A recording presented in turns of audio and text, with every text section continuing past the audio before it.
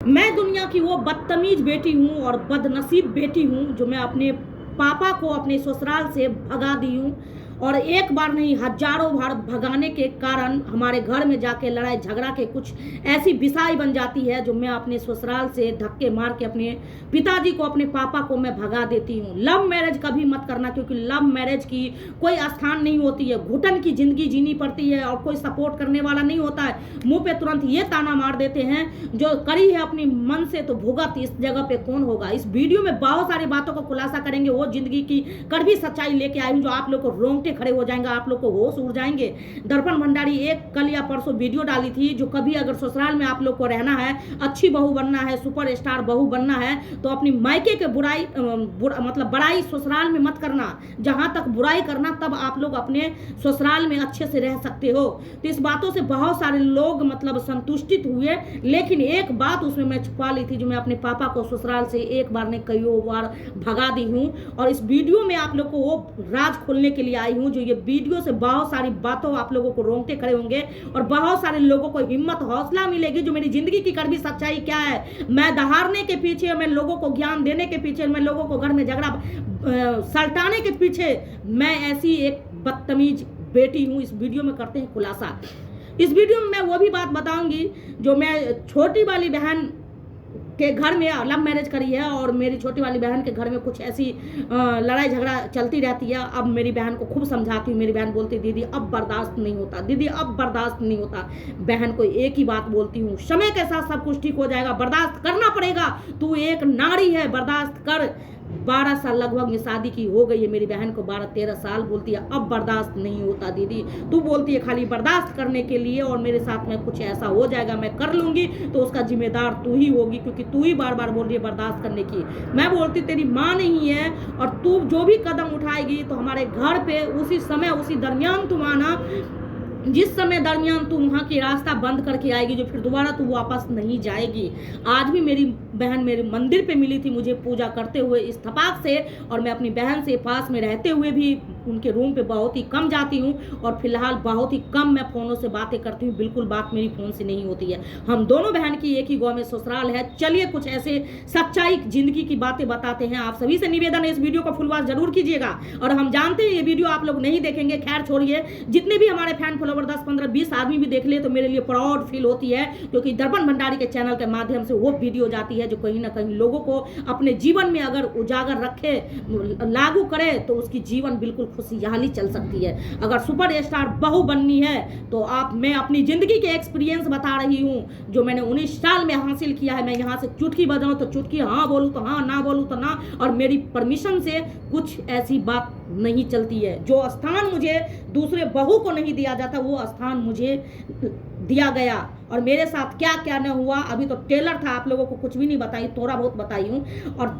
Time आने पे सारा कुछ आप लोगों के बीच में सच्चाई रखूंगी। चलिए इस वीडियो में आप लोगों को ये बातें बताते हैं जो आप लोग बोले थे, जो मैं आप लोगों से बोली थी जो अगर आप लोग को ससुराल में रहना है तो खुश रहना है तो मायके के बड़ाई कभी मत करना, जहाँ तक बुराई करना तो आप अच्छे से रह पाओगे। इस बातों से काफ़ी लोग संतुष्टित हुए, लेकिन मैं एक बात इसमें से छुपा ली थी, अपने पापा को भगाने वाली बात मैं इसलिए इस वीडियो के माध्यम से शेयर करती हूँ।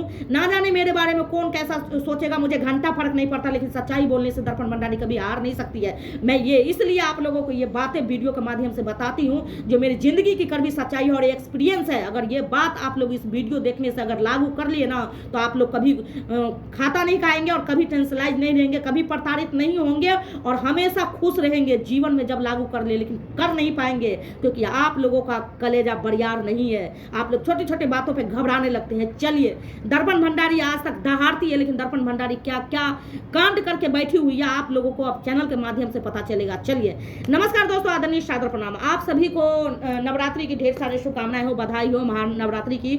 और लगभग में आज मैं काफ़ी बिजी थी, बिजी होने के कारण थोड़ा सा चलिए शॉर्ट वीडियो में हो जाएगा क्योंकि वीडियो हो जाएगी काफ़ी लंबा।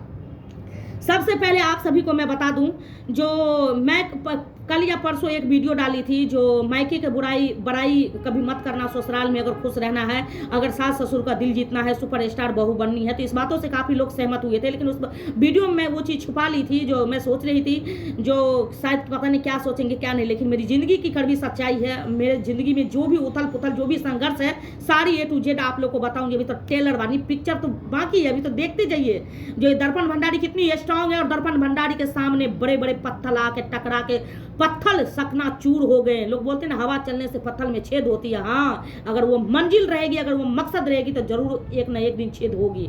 लोहा लोहे को ही काटता है। चलिए, वीडियो को ज़्यादा लंबा ना करते, वीडियो आप लोग गौर से देखिएगा, और आप सभी से निवेदन है, आप प्यारा सा कमेंट जरूर कीजिएगा। जो बुरा भी लगे, अगर मेरी बात जो बाप के साथ में ऐसा ना करना चाहिए, तो आप लोग जरूर कमेंट कीजिएगा। चलिए, सबसे पहले इंपॉर्टेंट बात आप लोगों को बता दूं, जो हम लोगों की शादी हुई है, तो लव मैरिज हुई है, अरेंज मैरिज हुई है, या क्या कैसी शादी हुई है, आप लोग को बता दूं ना। मेरी लव मैरिज शादी हुई है, ना मेरे अरेंज मैरिज शादी हुई है, ना भाग के शादी हुई है। कैसी शादी हुई है तो आप लोगों रहने दीजिए, इस वीडियो में 2-3 दिन के बाद करेंगे खुलासा।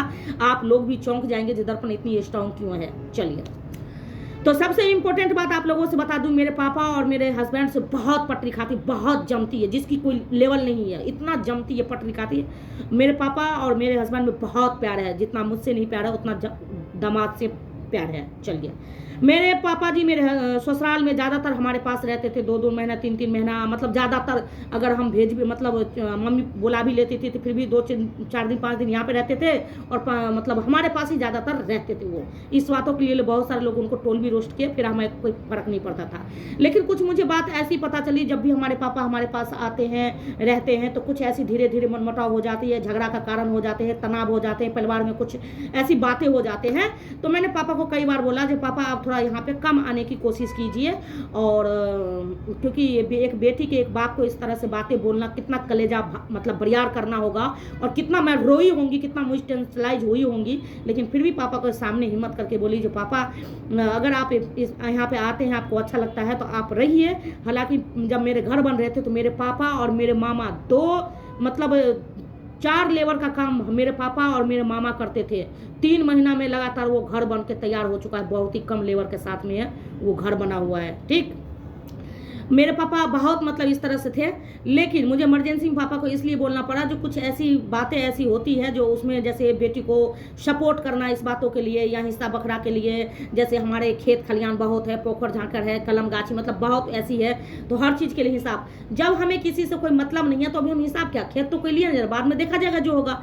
तो हमारे पापा थोड़ा सा इस चीज़ों के लिए हमें बोलते थे, तो हमें लगता था थोड़ा बहुत हमारे परिवार में ये झगड़ा करा देंगे। हम चाहते हैं अपने परिवार को जोड़ने के लिए, और कुछ ऐसी बातें हो जाए, क्योंकि जानते हैं जिस घर में बहू सास सब रहती हैं, तो अगर पापा के साथ में बातें किया करते हैं, तो सास अगल बगल भटकती रहती है। आप लोग को भली बात ही पता होगी। हाँ, नहीं तो पानी देने के बहाने, या किसी चीज़ की देने के बहाने, या ओसरा पे रहे, या खिड़की के पीछे आगे, सबको पता होगा। तो हम सोचते थे पापा हमें बोल रहे हैं, हम तो अपने दिमाग से ही काम करेंगे, हमें किसी से मतलब नहीं है। ऐसे हमारे पापा नहीं, पापा हमारे दिल के बहुत अच्छे, बहुत साफ इंसान, बहुत ईमानदार इंसान है।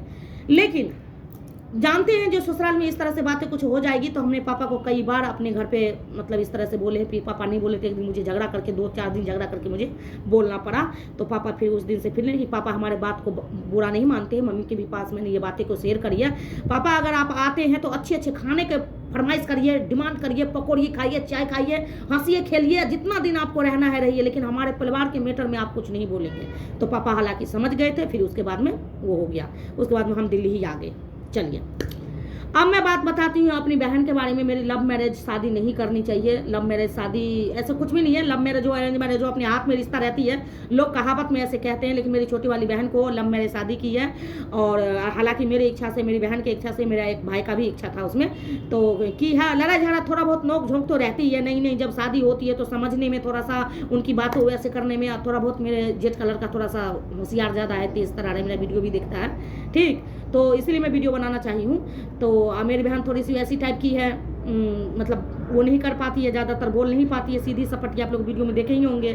तो फिलहाल उनको भी ऐसा लगता है, जो भी कुछ लड़ाई झगड़ा होता है तो मारपीट नहीं होती है, लेकिन वो ऐसी पिंच बात करता है ना, तो उसको थोड़ा सा भारीपन लगने लगता है ठीक। मैं अपनी बहन को हमेशा सिखाती हूँ, सबसे पहले मैं इसको 19 साल के शादी से पहले मैं तुम्हारे घर वालों को जानती हूँ, और शादी होने के बाद जब मेरी शादी हुई तो शादी होने के बाद इसका घर वाला मेरे पास ही रहते थे, ठीक, दिल्ली में ही। तो मैं तुम्हारे घर वाले को अच्छी तरह से जानती हूँ। उनका एक ही आदत है, जो वो बीच में सुई चुभाना, मतलब पोक करना, हरासमेंट करना, बाकी कुछ कहीं नहीं। लड़ाई झगड़ा नहीं, बहुत अच्छे से रखते हैं, पूरा ख्याल रखता है, पूरा जेवर से तोपे हुए, कोई मतलब ना हारी बीमारी, कोई परेशानी, कुछ कहीं का ऐसा नहीं है। लेकिन वो ऐसी ऐसी बातें कुछ बोल देता है ना, जो हरासमेंट करने के लिए, और वो ऐसा बातें हैं जो मतलब खुल के नहीं बोलता है अपनी। जैसे मेरी बहन की इच्छा है, जो हम पति पत्नी है तो थोड़ा सा राय विचार या मतलब खुद ऐसा तो खुल के नहीं बोलता, तो मेरी बहन को थोड़ी सी भारीपन लगती है, ठीक। तो मैं अपनी बहन को बोलती हूँ बर्दाश्त कर। बोली अब कितना बर्दाश्त करूँ, बर्दाश्त नहीं होता। मैं इस कान से सुन, इस कान से निकाल। जिसका घर वाला लोगों को मारता है, पीटता है, बेइज्जत करता है, मायके दे आता है, ससुराल दे आता है, ये दे आता है, तुम्हारा कुछ कहीं नहीं है। वो बोलता है आज तो 12-13 साल तेरी शादी की हो गई, 19 साल मेरी शादी की हो गई, 12-13-14 साल से ज़्यादा ही इसकी शादी की हो गई। जब वो ऐसे ही बोलता है, बस उस कान से सुन, उस कान से निकाल। सब्जी भी अगर कभी नमक बन जाती है तो उसके लिए भी बोलेगा। खुद मेरी बहन जॉब करती है, जॉब से मतलब जाएंगे, अब जानते हैं जो रोटी बनाते हैं थोड़ा एक रोटी कम ही बन जाती है, एक रोटी मोटी बन जाती है, एक रोटी पतली बन जाती है। मेरी बहन बच्चे के लेकर जॉब करती है मस्त, ठीक। तो उसके लिए भी मतलब कुछ ऐसे बोल दे तो वो उनका आदत है कि सब आदमी का अलग अलग आदत होता है। मेरे हस्बैंड को बासी दे दो, तबासी दे दो, भूखे रख लो, कुछ भी रख लो, कोई प्रॉब्लम नहीं है। तो सब आदमी का अलग अलग है, ठीक। तो मैं यही अपनी बहन को बोलती हूँ, कभी भाग के कभी मत आना। जब भी आना जो सोचो जो दोबारा मुझे उस घर में नहीं जाना है, ये नहीं। कभी आज तक मेरी बहन एक कदम उल्टा पाँव मेरे घर पे नहीं रखी है, जबकि 1 मिनट का रास्ता दूरियाँ हूँ। और कभी लड़ाई झगड़ा हो तो अपनी पति पत्नी के, जो पति होता है दुनिया में कोई नहीं होता है, और लड़ाई झगड़ा सबके घर में होता है। और संघर्ष कर, जब बुरा वक्त आता है तो अच्छा भी वक्त आता है। बर्दाश्त करने की क्षमता का एक नारी है, नारी का ऐसी होती है। थोड़े छोटे बातों पे टेंशनाइज मत हुआ कर, ठीक। तो यही सब सारी मेरी कहानी रही। और आप सभी से निवेदन है, जो आप लोग सोचेंगे जो अरे ससुराल में हम देखते थे, जो सबसे पहले इम्पोर्टेंट बात, और जो ये थोड़ा सा वीडियो में गजगजा गया ना तो समझ में नहीं आया। दूसरी नंबर की बात, बड़ी वाली बहन को भी मैं वही बातें सिखाती हूँ जो पहले, जब मेरी शादी, पहले उसकी शादी हुई, बड़ी है तो उसी की शादी होगी, फिर 5-7 साल 8 साल के बाद मेरी शादी हुई। उस समय मैं छोटी थी तो मैं उसकी घर के गृहस्थी को संभाल नहीं पाई। तो अब मैं उसकी बहू भी आ गई और बहन भी है। काफ़ी दिनों से मेरी शादी हो गई तो काफ़ी मैं बहन को समझाती हूँ, एक ही बात समझाती हूँ, जो अब तेरी इतनी उम्र हो गई है, बहू बेटा हो गई है, तो थोड़ा तू ही नीचे लब के चल। वो जीजा है, जेंट्स है, कुछ भी है, तो थोड़ा तू ही अपने घर को मतलब ये चला शान पे शान दिखाएगी, तो ऐसा नहीं होता है। एक आदमी को नॉर्मल होना पड़ता है।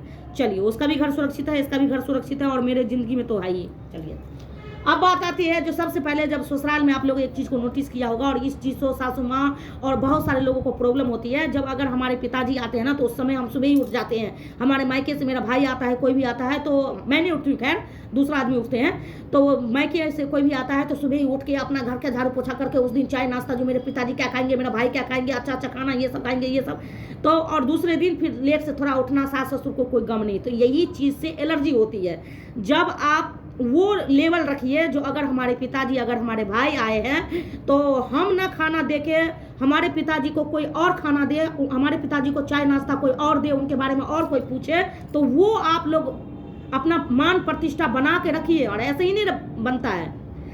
मेरे पापा आए, 2 घंटा हो गया मेरे बैठे हुए थे, मुझे पता ही नहीं जो मेरे पापा आए। तब से चाय नाश्ता उनको पड़ चुका है, पी चुके हैं। और खाना खाने के समय में बोले, अरे मेरे सासू माँ बोलने के लिए आई, पापा से मिले हो आप? तो हम तो बिजी रहते थे। बोले कब आए पापा? कैसे 2 घंटा हो गया। पापा से बोले चाय नाश्ता चलिए करने। कैसे हम लोग तो चाय 2 बार पी लिए। हमारे ससुर जी बोले हम तो 2 बार चाय पी लिया। अब बेटी को पता है। तो ऐसा काम करिए आप लोग, ये मत करिए, ठीक। दूसरी नंबर की बात, जो सबसे पहले इम्पोर्टेंट आप लोग देखे होंगे, जो मैं मेरी एकलौती भतीजी की शादी थी, और भाभी काफ़ी इस बातों से तकलीफ थी, जो मैं गांव नहीं गई थी, अकेली मतलब एकलौती भतीजी है। भाभी भैया का भी बहुत मतलब ये था, जो आपको आना है, किसी भी कीमत पे आना है। जबकि मेरी बड़ी वाली बहन भी दिल्ली से मेरे बगल से ही गई है, लेकिन मैं नहीं गई हूँ, और न मैं किसी एक चीज़ की हेल्प करी हूँ। झूठ नहीं बोलना चाहिए, जो बोलना चाहिए खुला यहाँ बोलना चाहिए। दूसरी नंबर की बात, मैं इसलिए नहीं गई, मेरी भाभी इस बातों को जिक्र करी है। आप लोग इस वीडियो को फुलवार जरूर कीजिएगा। आप लोग को भाषण लगेगा तो कोई बात नहीं, क्योंकि ये वीडियो तो आप लोग देखोगे नहीं। चलिए खैर कोई बात नहीं, 5-10 आदमी देखे, मेरे फैन फॉलोवर मुझे चाहने वाले, तो मैं उनके लिए वीडियो बना रही हूँ। दूसरी नंबर की बात, जब मेरी भाभी बोली है, जो मुझे पता है, जो आपकी बिन परमिशन से एक पत्ता भी हिलती नहीं है और आप जो बोलते हो वही होता है। हमारे नंदोई जी की इतनी हिम्मत नहीं है जो आपके पास कुछ भी बोले। आप सबसे पहले जो बोलती हैं वही करता है। आप आने के लिए नहीं चाहती हो, आपकी मर्जी नहीं है, जो आपको कोई शौक नहीं है जो भतीजी की शादी में आए। बहुत फोर्स करी, बहुत लगातार, इतना तक ऑफर दी जो हम जाने आने का किराया देते हैं, हम कपड़े भी खरीदने के देते हैं, ट्रेन का भी बट खर्चा देते हैं। उनको लग रहा था जो किराए के चक्कर में नहीं आ रही है। मैंने बोला भाभी नहीं, फिर खुलासा मैं कैसे भाभी को करती, तो मैंने बोला भाभी ऐसा कुछ भी नहीं है, अभी हम आना नहीं चाहते। हमारा एक ही मकसद था, जिस दिन हमारी ससुराल एक होगी उसी दिन मैं जाऊंगी। मैं प्रतिज्ञा करके आई थी, घर बना के, घरवास करके, सब कुछ करके, ठीक। और ऐसा नहीं है जो मैं नहीं जाती तो कुछ ऐसा, मैं 2-3 बार दोबारा भी गई थी, लेकिन लास्ट मूवमेंट पे नहीं गई थी। और मेरे भाभी के भतीजी के शादी में नहीं जाने के कारण या आप लोगों पे लागू होता है, अगर आप मायके में शादी होगी तो अपने पति को फोर्स कर करके नहीं, रिश्ता रखना चाहिए, जाना चाहिए, आपको ये देना चाहिए, ये देना चाहिए, अच्छे अच्छे कपड़े गिफ्ट देना चाहिए। लेकिन जब वही शादी ससुराल में होती है तो आप लोग कंजूसाई करते हैं, तो वो पति आपको अंदर देखते हैं जो ये कभी लालची नंबर 1 है, मायके के लिए ज्यादा है, ससुराल के लिए कभी नहीं होगी। इसीलिए आप लोगों को भाव नहीं देते हैं, इसीलिए आप लोगों को पत्नी का दर्जा नहीं मिलता है, इसीलिए आप लोगों को बहू का दर्जा नहीं मिलता है, ठीक। जो लोगों को नहीं मिलता है उन लोगों के लिए बोली, जिनको मिलता है भगवान से शुक्रिया करती हूँ जो आप लोग ऐसे हंसते मुस्कुराते रहिए, बुरा मत मानिएगा। उसके बाद में मैं अपनी इसीलिए मैं अपनी भतीजी के शादी में नहीं गई, इकलौती भतीजी के शादी में, जो मैं अपने खुद के 2 देवर के शादी में नहीं गई थी। जब मैं ससुराल में अपने खुद के शादी में अपने हस्बैंड को मैं फोर्स नहीं करी, अपने हस्बैंड मेरे नहीं गए, ठीक, तो मेरी भी फर्ज कर्तव्य नहीं बनती है जो मैं अपनी ससुराल के शादी में खुद के देवर के सगे के शादी में ना जाऊं और अपनी भतीजी के शादी अपनी मायके में जाऊं। मेरा वहां पे लक्ष्य था। अगर कितना भी मनमुटाव रहता है तो मैं बराबर की वो रखती हूँ, ये नहीं जो आज इनसे दोस्ती है तो उनके और ये दोस्ती है उनके, ये काम नहीं करती हूँ, ठीक। तो मैंने भाभी से ये बातें शेयर करी। हालांकि भाभी मेरी काफ़ी गुस्सा थी, यहाँ पे नहीं करी थी, मैं घर पे करी थी जाके, तो काफ़ी मैं मायके गई। मेरी भाभी बोली एक दिन के लिए भी आ जाओ, तो मैं सोची मेरी भाभी गुस्सा है, इनकी बेटी की शादी में नहीं गई हूँ तो काफ़ी गुस्सा होगी, इसीलिए भाभी के पास में मैं गई। बहुत सारे हमारे सास ससुर भी सब मना कर रहे थे और बहुत सारे लोग भी मना कर रहे थे, फैन लोग भी मना कर रहे थे, जो आपको तो मतलब वहाँ पर भी मेरा रिश्ता मतलब मायके का रास्ता बंद हो गया था। फिर भी जब मैं अपनी मायके गई तो उस चीज़ को उम्मीद नहीं रखी थी, बोली थी जो हाँ चाय पानी पियेंगे, अपना नमस्ते प्रणाम करेंगे, हाय हेलो करेंगे, अपना चलाएंगे पूरा गांव घर के घूम के, अपनी मेरी मौसी माँ है उनसे मिलके, अपने पापा जी से मिलके, पापा जी तो खैर ससुराल में भी आए थे मिलने के लिए। लेकिन जब मैं वहाँ पे गई तो भाभी का मूवमेंट बिल्कुल चेंज था। और जब मैंने एक ही बात बोली हूँ, बहुत सारे लोग आ गए थे गाँव में लड़ने के लिए, अब क्या करने के लिए आई हो। और 1 सप्ताह के दरमियान में, 1 सप्ताह पहले मेरी भतीजी की शादी थी और 1 सप्ताह के दरमियान में मेरे साथ ही इस तरह के मेरे ददिया ससुर जी नहीं रहे, तो मुझे गाँव जाना पड़ा, ठीक। हालांकि मैं अपनी भतीजी की शादी में जाती तो और मेरा दोनों बहुत ही फायदा होता, भतीजी की भी शादी हो जाती, अपने ददिया ससुर जी को जिंदा में भी देख लेते। लेकिन जो मेरा फैसला था वो फैसला पे मैं कभी लालच में फैसला नहीं करती हूँ। तो उसके बाद में मेरे बहुत सारे गाँव से हमारे मायके में लोग आ गए मुझसे लड़ने के लिए, जो अब क्या करने के लिए आई हो, भाभी सबकी सहेली सपोर्ट करने के लिए, अब क्या करने के लिए आई हो, अब क्या करने के लिए आई हो, भतीजी की शादी में तो आई नहीं, तुम्हें शर्म, तुम लोग को रिश्ता का कदर नहीं है, फलाना ठिकाना, जो भी सब दादसन से बोलने लगे। मैंने, मेरी भाभी भी निकली, मेरे भाभी को भी लग रहा था जो सही है, हमारी ननद को सुनाया जा रहा है। मैंने एक ही सवाल रखा, कोई बात नहीं, हम इनके बेटी के शादी में नहीं आए तो हमारी बेटी की शादी में नहीं आएंगी, हम इनके बेटी की शादी में कुछ नहीं दिया, हमारी बेटी की शादी में कुछ नहीं देंगी। शादी विवाह ये नौता नियम तो लेन देन होता है, कहानी खत्म। और हमारी मायके है तो मायके में तो हम आएंगे, अगर भाभी मना कर देगी तो नहीं आएंगे।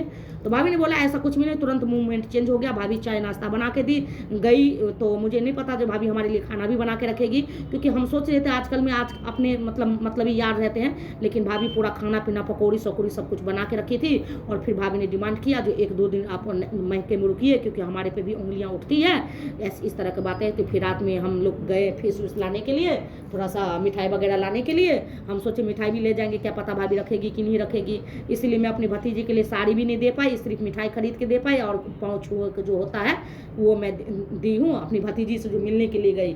और साड़ी जो भी मैं जितनी भी साड़ियाँ सब ले गई थी, मैंने सब सासू माँ को वहीं पे छोड़ के आ गई।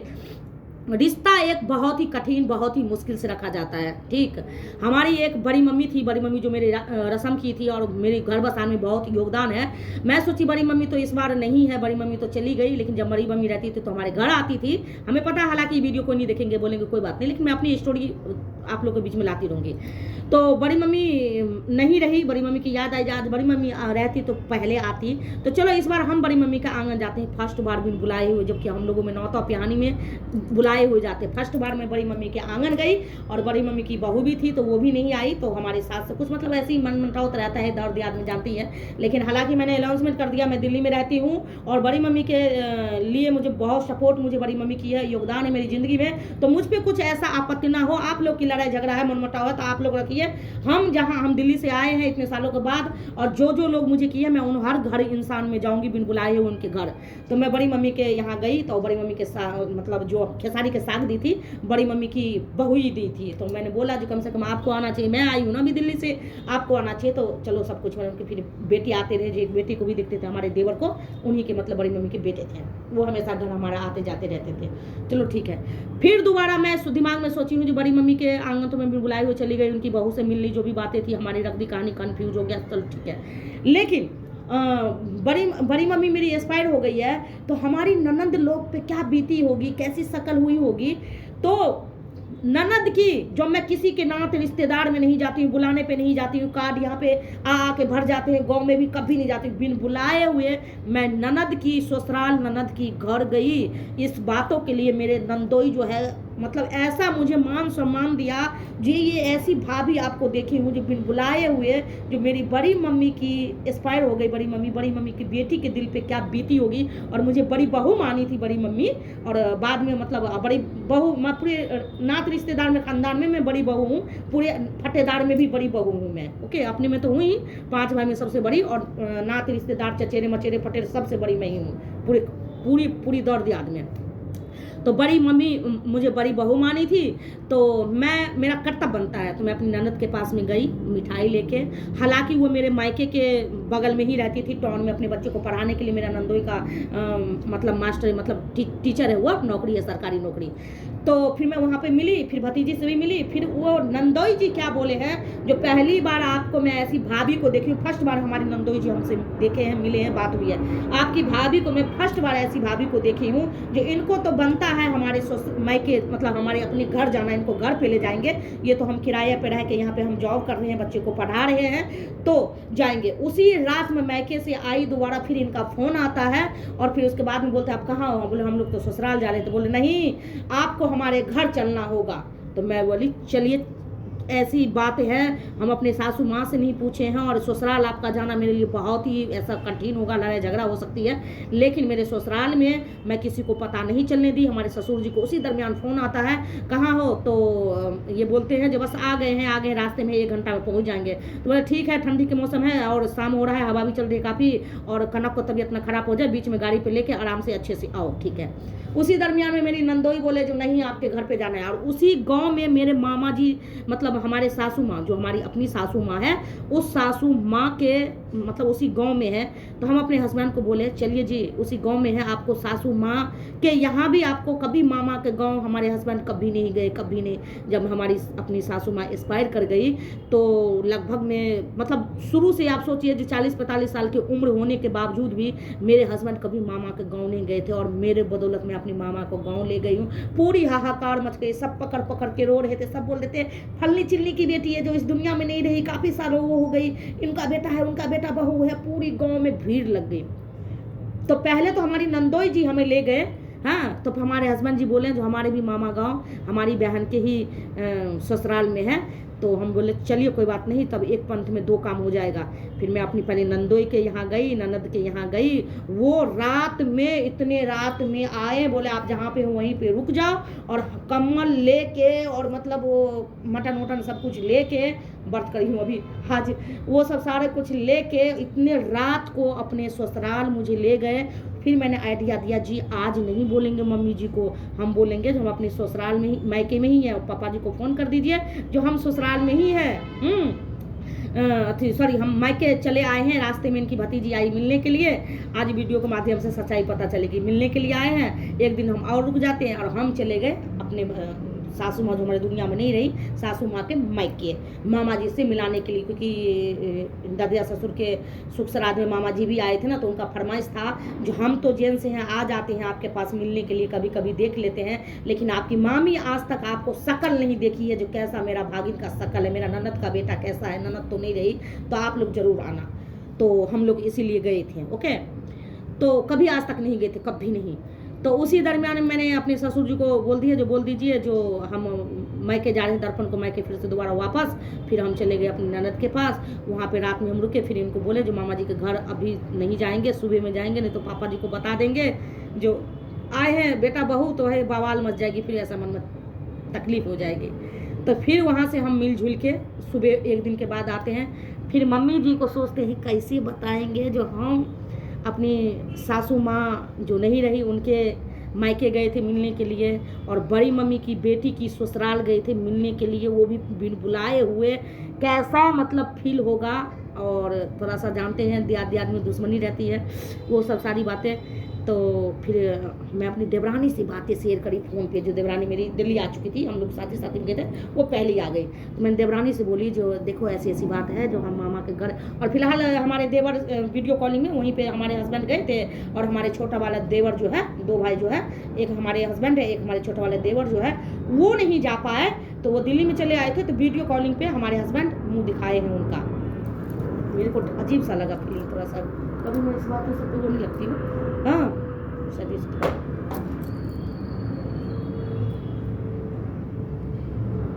दोस्तों आप बता नहीं सकती हूँ। फिलहाल मैं ये बातें तो टॉपिक बंद करती हूँ। चलिए कोई बात नहीं, मेरी हिम्मत है, मुझे रखना चाहिए। हाँ आप लोग ऑन कैमरा है तो वीडियो काफ़ी लंबा होगी।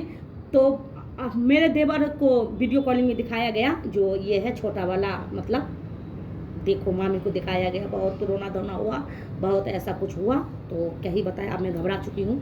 तो आप सभी से निवेदन है, रिश्ता बहुत ही कठिन में होता है। ये आप लोग को 25-26 मिनट का वीडियो बहुत ही इम्पोर्टेंट होगा। रिश्ता एक साइड से नहीं रखी जाती है, और मैं सब परिवार को मैं जोड़ना चाहती हूँ, सब जगह जाके, हर जगह। इतना ही नहीं, बड़ी मम्मी जहाँ पे थी, बड़ी मम्मी हमारी बीड़ी पीती थी, तो उनके भी मैं जाके जहाँ पे उनकी अंतिम संस्कार हुई है, मैं रोज़ शाम को जाती थी। रोज़ सब मुझे पागल घोषित कर दिए थे, मेरी सासू इस चीज़ को लिए बोलते थे। और हमारे दादाजी का भी अंतिम संस्कार वहीं पे है, और हमारी बड़ी मम्मी का भी, मतलब पूरे खानदान का ही, मतलब अपनी ही कलमगाछी में होता है।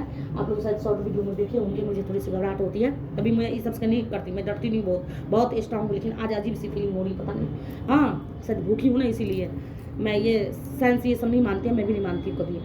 तो मतलब बीड़ी उनको चढ़ाने के लिए जाती थी हर एक शाम को अंधकार में। बहुत ऐसी बातें मेरे साथ एक दिन हुई थी जो मेरे हस्बैंड को क्या ही बताया। 8 बजे रात को मैं लेके चली गई थी अकेले। हाँ उस बातों के लिए बहुत सारी, मतलब ऐसी बहुत हमारी सासू माँ बहुत भर के घर आई है। हाँ ये हमारे बेटे को कहाँ कहाँ ले जाती है, इसका जो मर्जी होता है वो हो जाता है। गाँव घर का समस्या खराब है, ये है वो है, चले कोई बात नहीं। इसी के लिए वीडियो को करते हैं एंड, और आप सभी से क्षमा चाहते हैं, माफ़ी चाहते हैं। वीडियो हो गया काफ़ी लंबा, अपलोड होगा कि नहीं होगा पता नहीं।